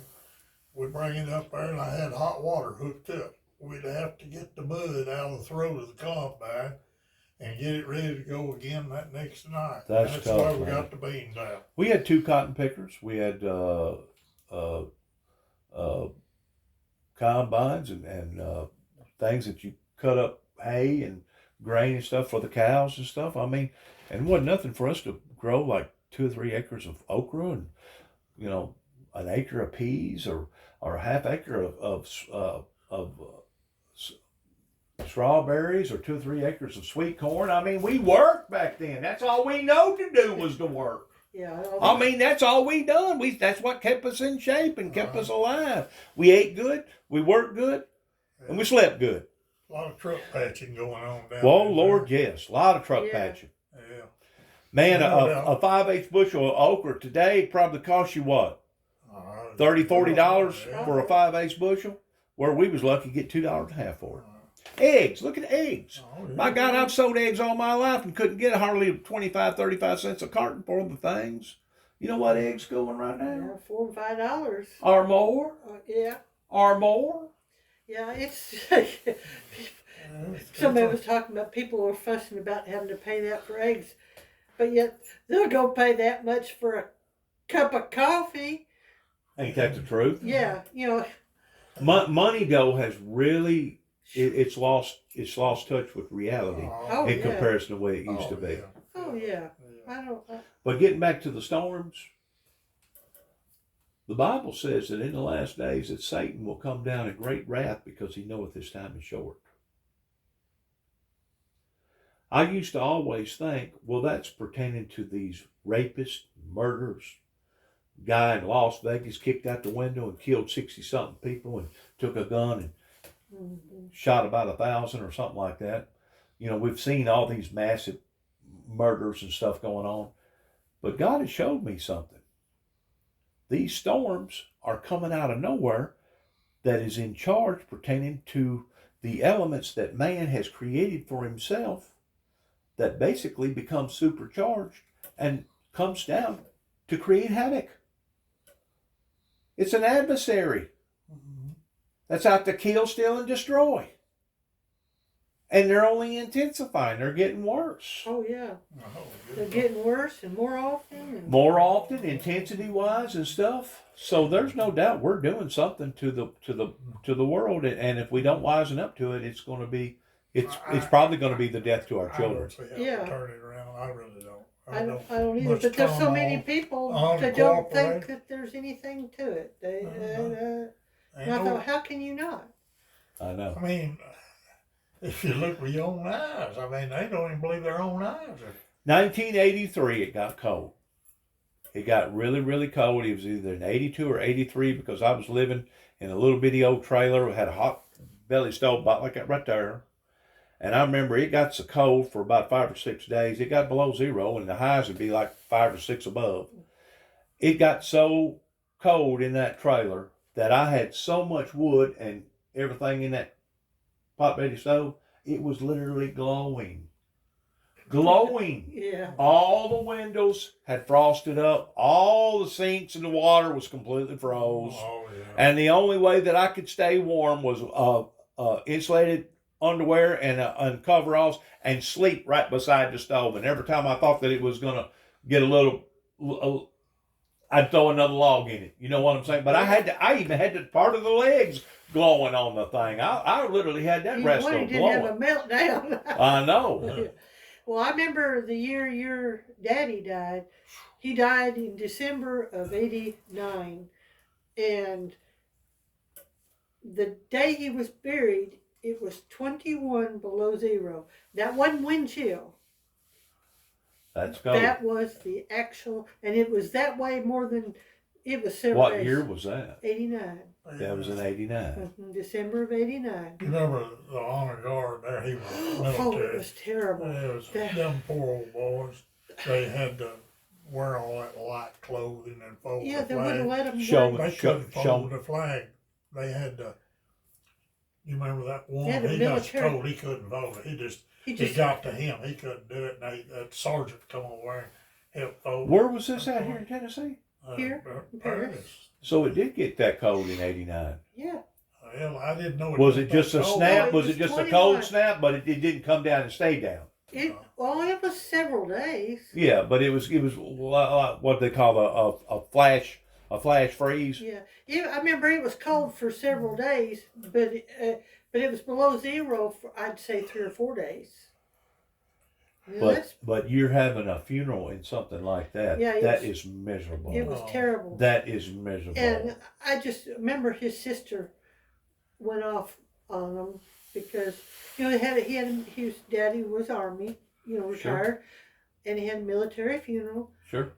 and they weren't allowed to have gloves or coats or anything.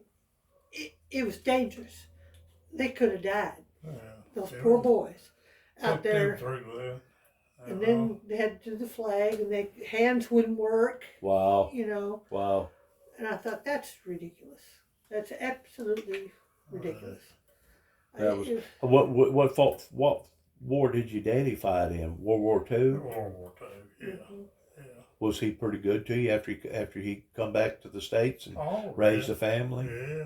Yeah. Oh, yeah. In other words, he wasn't touched in the head like a lot of them. No, shoot, no. Mine was touched in the head. Mine would fall off the bat and almost try to kill you. Pick up a sledgehammer or whatever was close and just literally just lose control of all meaning of control. And then once he settled down, Dr. Jekyll, Mr. Hyde. Oh, come on, let me take you down there to the store. I'll buy you a cold drink and Snickers bar. Oh, come on. Yeah. And he had such a good side to him. Yeah. That the good would outweigh the bad a lot of times. Played the guitar, had an opportunity of going to Grand Ole Opry and becoming a star with Minnie Pearl and Hank Williams. Took Hank Williams on a duck hunting tour up there in Reelfoot Lake. I mean, he was. My dad was good whenever he was good, but whenever he was bad, he was bad. Did you ever know anybody up around Reelfoot? Yeah. Up in there. Yeah. Did you ever know Wendell Morris? Yeah, know the name. Sure do. Yeah, Wendell Morris, Miss Cochran, Yep. Hamilton's, and all that bunch. Yep. Yeah, Tim bunch. Yeah, I knew several up around in Reelfoot. Mr. Morris, he was a good fellow. Who? Mr. Morris. Oh, yeah, Wendell. Yeah, Wendell was yeah. just. He was the oldest living guy on Reelfoot Lake. And he was a good fellow. But y'all really do. Y'all touch me with your stories and your passion towards hanging on to what you've hung on to, because you don't run up on this hardly ever no more. It's kind of like your 50-year marriage. It's so rare. Yeah. It is so rare in meeting somebody like you. I wanted to come up here now 3 or 4 times, and I something would come up, but while I was up here getting my doctor to check out my ankle. Thanks, Dad. We usually around. That reminds me, the front door won't open. Did you know that? It's hanging for some reason. Well, I couldn't even get out. I was trying to get Oh, out. it won't even open See, now at all? I was laying down asleep, and I thought maybe he was a UPS fan, Oh, okay. and dogs was barking, Yeah. and everything. And I got up, and they kept on. I thought, I wonder what's going on. And then I tried to get out the front door, couldn't get out the front door. What's the most money that y'all have ever made on one goat? Not a whole lot. She's made, 3,000? No. we no. never made it. Probably about the most I've ever made is about 700. I've been offered more. Oh, yeah. Y'all got some prize livestock Yeah. out here, don't you? But Or you've been that was known of having prize that was livestock? about 30 years ago, Really? and now we'll bring more. Have you ever heard anybody raising peacocks?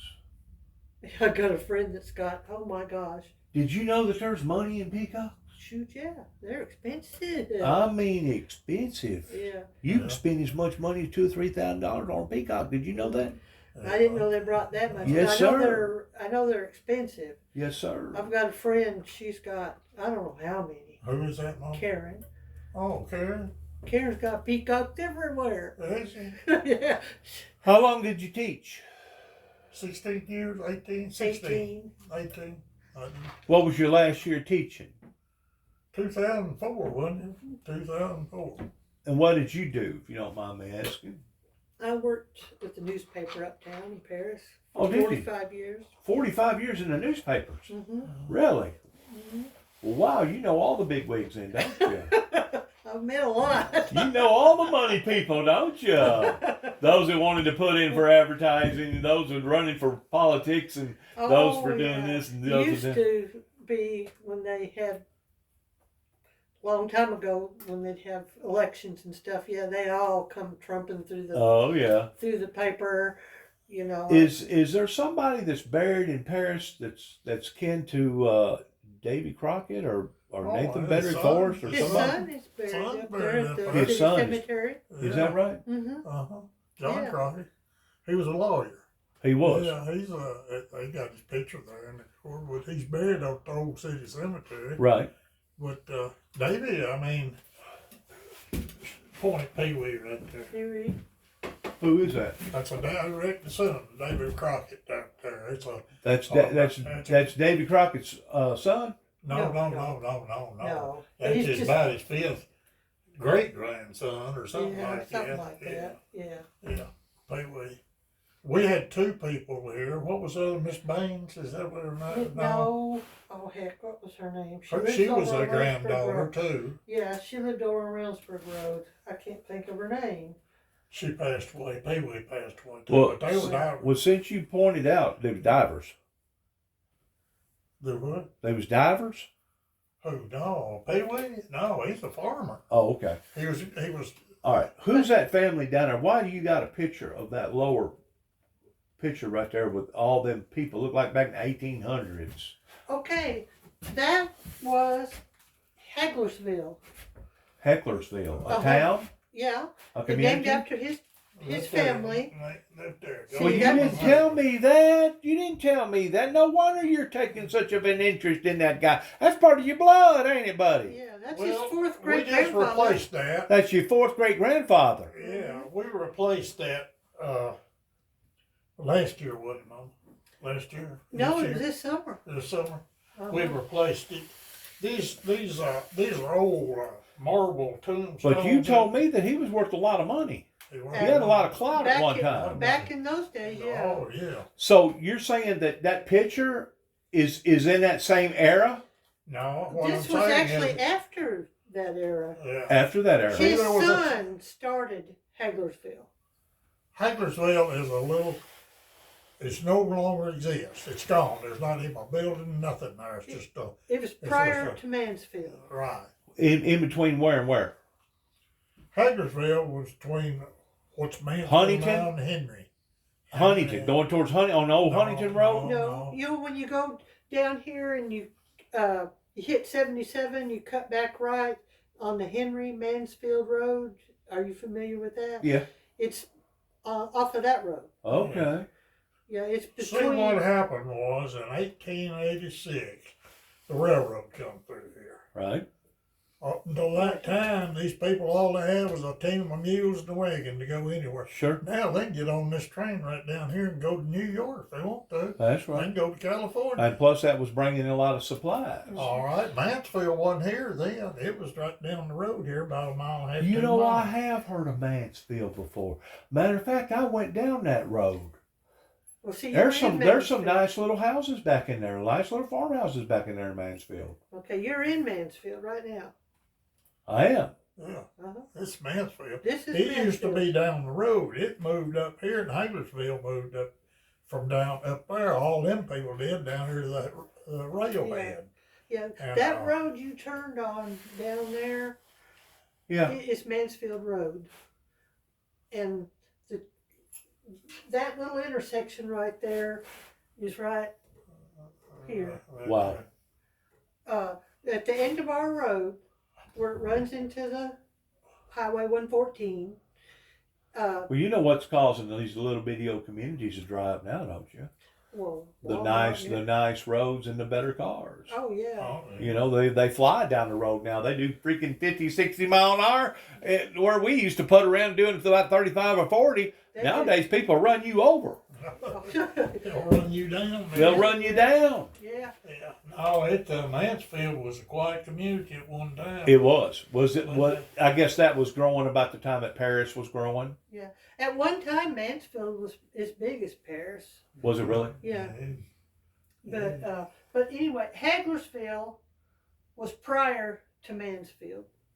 When they put the railroad through, everybody moved from there over to here. I got you. Everybody from Old Mansfield. Old Mansfield. The old folks called it Old Mansfield. And they moved from down there up here. Now then they're all at the head of the rail. Well, Mansfield. I got another question for you. You don't have to answer. But you said that you was in the moonshining business at one time, but you finally gave it up. Yeah, I was hauling whiskey. You was hauling whiskey. Yeah. You was a hauler. How in the world did you get familiar with those people up there in LBL? Well, Was it just birds of a feather flock together? Is that it? I mean, no, there's a good story about that. I had a good friend down Springle, down there. His name was David Clendenin. I didn't know it at the time, but he was hauling out of LBL. I didn't know what David done. He done a little everything. I didn't know what he's doing. what time period are we looking at here? In the 50s? This is in the early 60s. Early 60s. Early 60s. But anyhow, back to David now. David come to me and said, I've got a little thing going, but I'm going to quit. I've got to. Why he was quitting? Because he was going on the road with Carl Perkins. David was a heck of a Blue suede shoes, man. Yeah, and he played with Carl Perkins for 20-something years. Lord. And anyhow, he was hauling, and he set me up to haul. He went over and introduced me to the people, and got me, Right. told him I was all right. Basically just handed you his business. That's what he done. He took off playing music, and I hauled whiskey for 2 or 3 years. Oh, man. And I bet you made some good money, didn't you? I was making real good money back then. I bet you was. A whole lot of money. Because back then, if you got paid $20 a week, that was I good was money, making wasn't it? $100 a day any day I wanted to run. And you know. $100 a day. in While everybody 1960, else was making $20 a week. Yeah, $40 about take home pay at a factory. Right. Right there. But anyhow, I had 2 other buddies. One of them was a parish policeman. W.J. Cruz was a parish policeman at that time, and him and Johnny Wilson were hauling too, but they was running their mouth all down. And they caught him down there on the river bridge. And they give them a year apiece. They spent a year. Now, this is a parish policeman here, W.J. Cruz, lived over here at Van Dyke. But anyhow, to make a long story short, I thought, I believe I'll quit. I don't need that. And I just went back cutting timber. Was the policeman up here at one time, was he as mean as Crooms was down there at Dyer County, down around Dyersburg? It was taking them guns and sticking it in them prisoners' mouth and busting out their teeth and all that other stuff. Was he as mean up this way as it was down that way on the river? I wouldn't say that, but we did have 1 or 2 that shoot you. They shoot you in the heartbeat. They didn't mess with you, and they got the respect. What did he shot 2 or killed 2 people, didn't he? James Walker. James Walker, Yeah. And as fine a fellow as you ever seen in your life. Really? Fine a fellow. He wasn't in the crap taking business.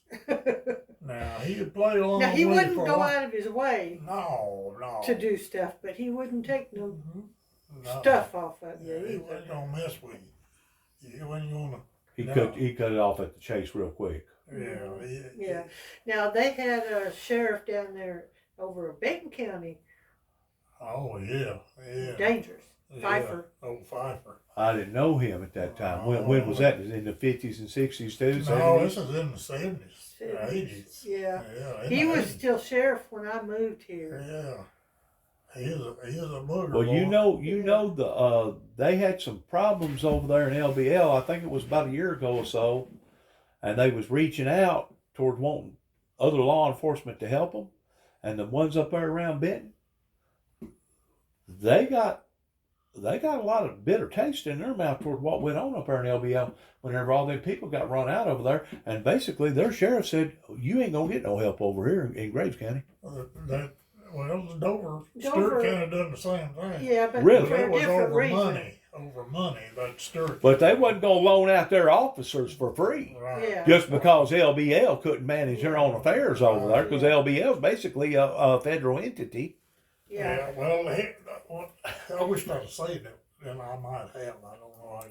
That article. LBL, the article that the sheriff They and almost LBL. killed me. They almost killed me. LBL did. They come this close to killing me. And you can kill a person and never lay a finger on them. You can kill them in a different way other than just physically killing them. But I was up there in 2000, year and a half before the ice storm hit. When did that ice storm hit, that last one?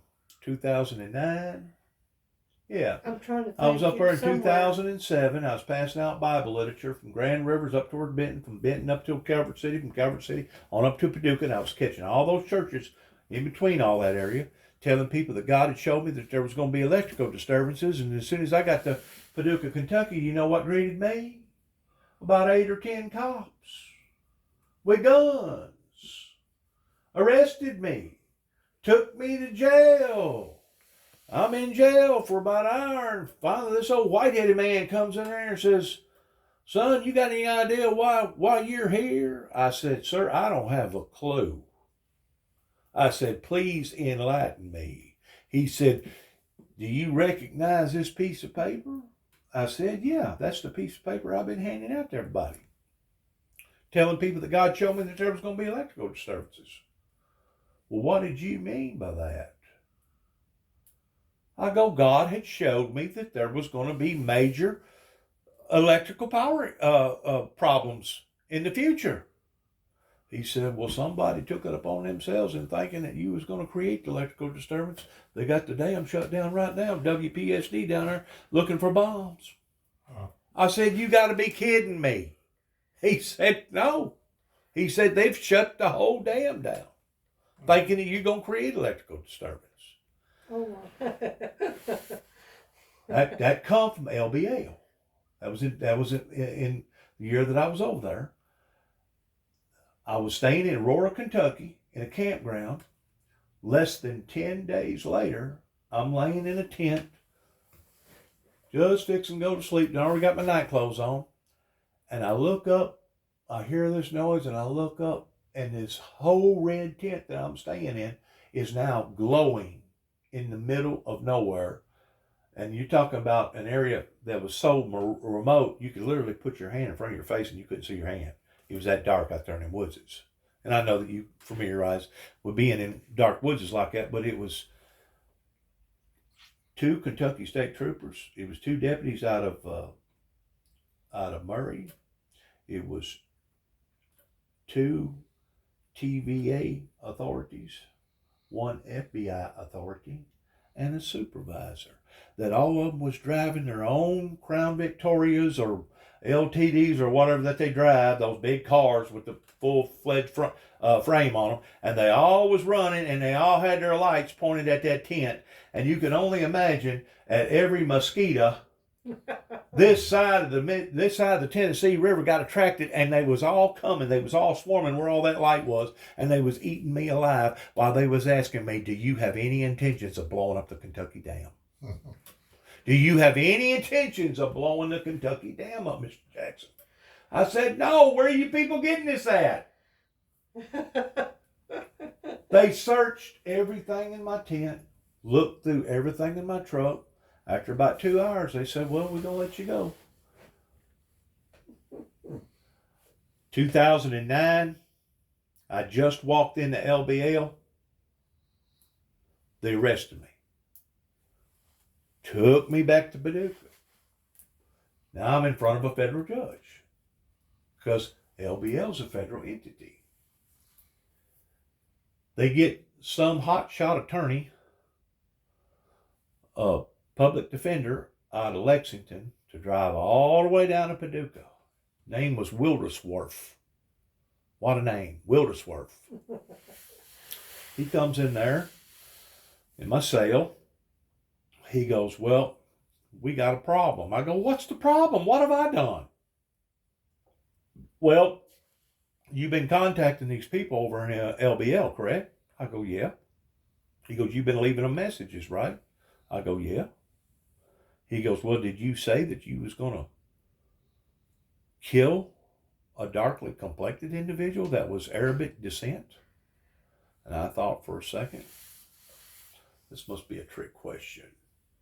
And again, I thought, well, no, I'm still basing it off of the standards.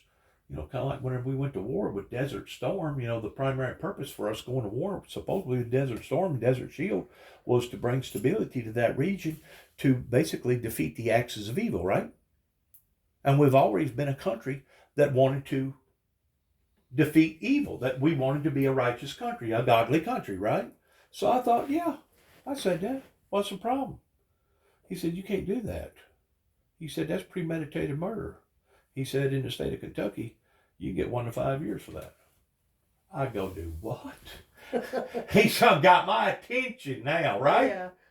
He go, well, this is the deal. He said, if you agree to go get studied, if you come back, everything's all right. He said, we'll let you go. Sure enough, you know what they done to me? They sent me to downtown Chicago, MCC, right beside the Sears Tower, right down there by the Loop, down there by the Riverside. Stayed in there, got studied by Dr. Dana and his crew, because the federal government has their own psychiatric mental health thing, and that's where they sent me to be studied. Anyway, 6 months later, I'm standing back in front of this federal judge, and this federal judge, he just amazed. He said, out of all the people that I've ever had anything like this done, he said, you're one of the only that have passed with flying colors. He said, Mr. Jackson, I need to commend you. He said, you have been an outstanding patient or inmate to the front to the back. He said,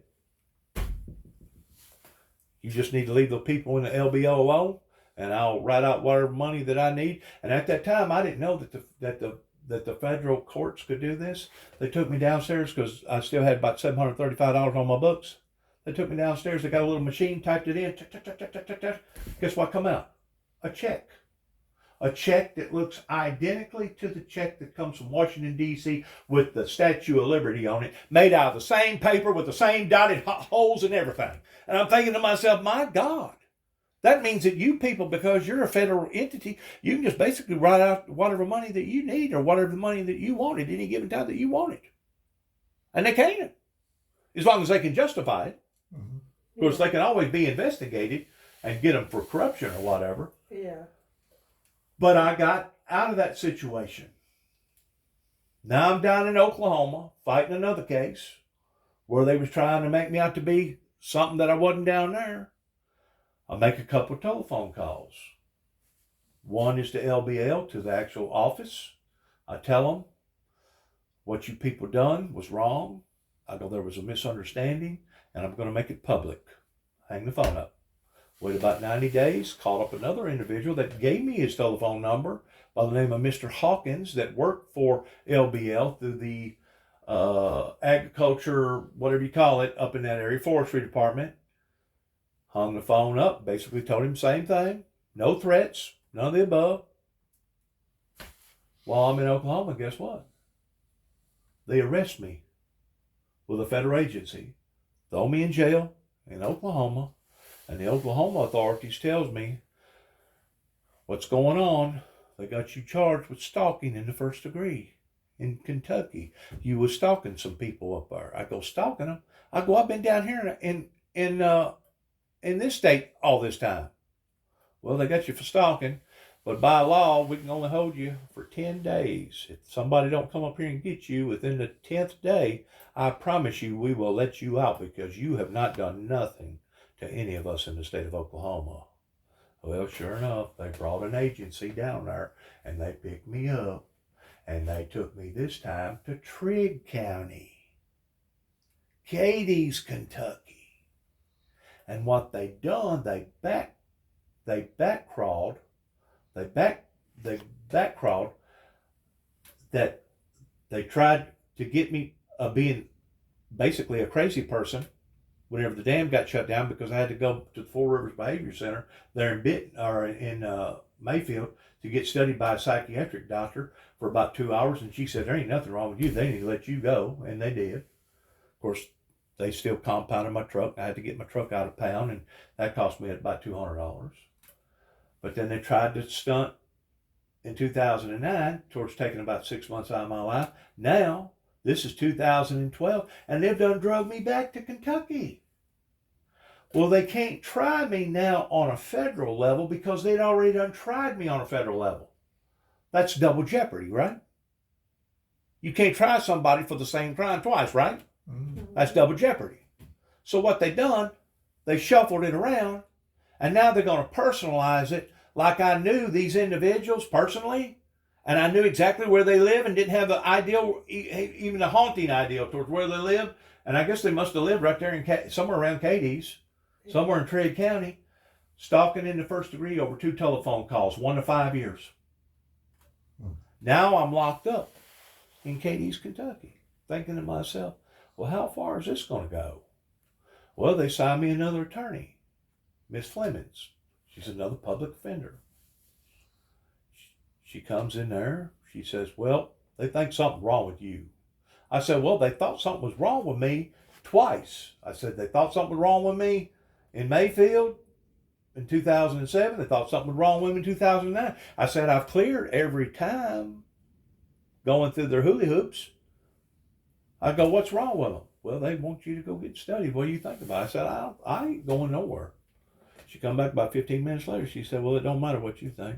They're going to send you to LaGrange, Kentucky and see if you got both yours in the water. Here I had been making $2,000 a week, paying federal and state taxes. I just got through renting out a house. I lost my job. I could have lost my truck, my tools, all my belongings in my house, and my trailer, and all my records. Just so happens I made arrangements with one of the workers that I was working with, and he took my truck and my tools and went to the house and got what stuff was mine and took it to his house and parked it in behind his house, and that's where it remained for about 4 months before I finally made bond and got to get out. Went from a $2,500 bond to a $25,000 bond, being ordered by the judge of going to LaGrange, Kentucky to be psychoanalyzed. And as soon as I get into LaGrange, Kentucky, the doctor walks up to me. He goes, well, I think you're delirious and delusional. I'm on an order for you to get on this drug, Risperdal. He said, I think you got a problem. I said, sir, I was making $2,000 a week. I said, I still got my body shop clothes on. I go, I haven't threatened nobody. I haven't violated any type of order from a judge. I said, you people need to let me go. He said, we ain't letting you go.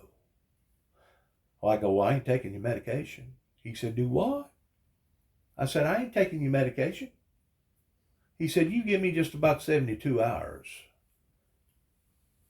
Sure enough, 72 hours. Come back with a stack of paperwork about that thick. It had Judge Woodall written all over it. Judge Woodall, Judge Woodall. Give him the medication that you feel like that he should be given, and if he don't take it voluntarily, force it up his rectum if you have to. Involuntarily, he's going to take this medication. And whenever I read through all that stuff, I'm like, I'm screwed. Have you ever been raped? Have you ever been physically raped? I know you've probably been financially raped. People trying to hang you, just like getting your RV stolen from you and stuff. But I literally felt like that I was being raped by the United States system at that point in time because I had no control in what I could do or could not do. And if I would have showed aggression, like being loud or getting way out of hand or getting mean or getting, violent, then I could have said, well, yeah, they had a right to do that. But I didn't. I was very calm. And they still done it anyway. I went from 240 pounds to 340 pounds in less than 90 days. Come to find out the drug Risperdal causes breast enhancement and obesity. The particular drug has now been sued all over America, the manufacturer that manufactures the drug. It just so happens, according to the attorneys that I've spoken to, I can't sue the manufacturer because I was ordered by a judge to take in the drug, even though I didn't stay on the drug for about maybe 6 weeks. I mean, as soon as I got out of that predicament, I stayed almost in jail for a year over 2 non-threatening telephone calls. I promise you, I got paperwork to prove it. But after I got out, I threw that stuff away. I said, I'm not taking it. But by that time, it done already messed with my thyroid, and it done already messed with everything inside my body. And now I've gained all this weight, and I can't get rid of it. But whenever they say that people gets their humanitarian rights or their constitutional rights violated in this country, I promise you they do. And it all was stemmed from the very around them people. You know why they got worried about me? It wasn't over a Kentucky dam. They knowed I wasn't going to blow up a Kentucky dam. But what they got nervous about, that I was spending entirely too much time in that woods. And I did. There's no doubt. I've lived like Jeremiah Johnson in the forest of LBL. In total, over a year, well over a year, if you count up all the days and all the weeks and all the months that I've stayed in there. And I basically would go around people's houses and knock on their door. Bam, bam, bam, bam, bam. Hey, do you know anything about this area? What do you know about this area? Oh, we know this, we know that. And believe it or not, that's where I got basically all my information from about the first buyout, the second buyout, and then the third buyout, which was Kennedy, that kicked everybody off the land. And then I found out about the assassination plot that basically started there in LBL, that basically killed JFK whenever he ordered for everybody to be taken off of the property. So what basically, I made some people nervous. Like my attorney told me in Cadiz, Kentucky, she said, Mr. Jackson, you ain't done nothing wrong. Apparently you've done rubbed up to the wrong people. And that's exactly what I did. I rubbed up with the wrong people because I was out there and they didn't know why I was out there, and I was making too many people nervous. Did you know there's a lot of secrets up there? Did you know it? What year was you up there in LBL? From the beginning to the end, from 1989. In 1989, whenever I first went up there, LBL wasn't LBL. The TVA was in control of LBL at that time. TVA gave up LBL in 1999 and handed it over to the Forest Rangers. Right. And that's basically whenever they established their establishment, was the year 2000. Well, see, I'd done already stayed up there in 1989 and done built an altar, done stayed up there for a whole 40 days and 40 nights, praying to God, praying for a revival and all this other stuff. And whenever I come back in 2007, I didn't read the pamphlet. I didn't know that they had rules and regulations to where they didn't have them in 1989. And just so happens I stayed on the grounds more than 21 days. Come to find out, they don't want nobody to stay no longer than 21 days. After 21 days, you have to move from your campsite at least a mile away, and you have to stay gone for at least 7 days. The reason why is because they don't want homesteaders. Right. The reason why they don't want homesteaders is because they still got old homesteader laws up there in Lexington, Kentucky that had never been taken off the books. Well, I ain't trying to homestead Kentucky. All I was doing was praying and fasting and had a site made. I'll put it this way. In 2005, and y'all may think I'm lying, in 2005, I was working for Jimmy Darnell and David Lloyd in a body shop in Huntington, Tennessee, right down the road here. I had the FBI come in on top of me. 2 of them. And one of my old friends that I thought was a friend, they started handing out these pictures. And you know what they was pictures of? My site that I had up in LBL. They started questioning me. What are you doing? What are you spending so much time up there for? What do you got? What do you got up there? You don't have no dead bodies buried up in there nowhere, do you? I go, where are you people coming up with these ideals? That I got dead bodies buried up there, or I'm going to blow up the dam. Some of the most inquisitive minds could not even begin to think of stuff like that. And the whole time I was up there trying to help the people by warning them and telling them that God had shown me that there was going to be electrical disturbances pertaining to massive weather events. Well, you know what happened in 2009? That big ice storm up there. So now I go to Grand Rivers. I quit my job. No electricity. Governor done put out a state of an emergency in Kentucky, over 70 counties. All that stuff was done. I go to Grand Rivers. I start helping them. Free humanitarian work. Got my chainsaws, got coveralls, got jumper cables, the whole 9 yards. I'm living, sleeping, eating, staying with the volunteer fire department for 4 days. All we're doing is going, checking on people, loading up generators, gassing up generators, cutting down things, trying to make sure everybody's still living and being taken care of until they found out who I was. Guess what they done in Livingston County? Run me out of Grand Rivers. I go to the other side of Livingston County. The following next day, 2 deputies come and visit me. They escorted me out of Livingston County and told me that if you come back, you will be arrested. We don't know what for, but you're going to be arrested. They drove a car in front of me and a car behind me, drove all the way to the, what county is it there in Paducah? McCracken County. Drove me all the way to McCracken County. They said, all right, this is where you get off. And if you turn around and come back, you will be going to jail. Everybody was in chaos. No electricity. People was freezing to death. Just so happens I got lucky and I went to Mayfield. And I worked with an outfit out of Atlanta of a rescue unit that had 2 big 18-wheelers that brought in these 18-wheelers, and basically the sides would unfold and turn it into a portable kitchen. And my God, we was cooking out of pots and pans as big as that stove. We was feeding 4,000 or 5,000 in the morning, 4,000 or 5,000 at 12 o'clock, and about 4,000 or 5,000 at nighttime. And I stayed with them for about 6 weeks until finally the power all come on. But I thought that was pretty sorry in what they done to me up there in Livingston County. The whole area.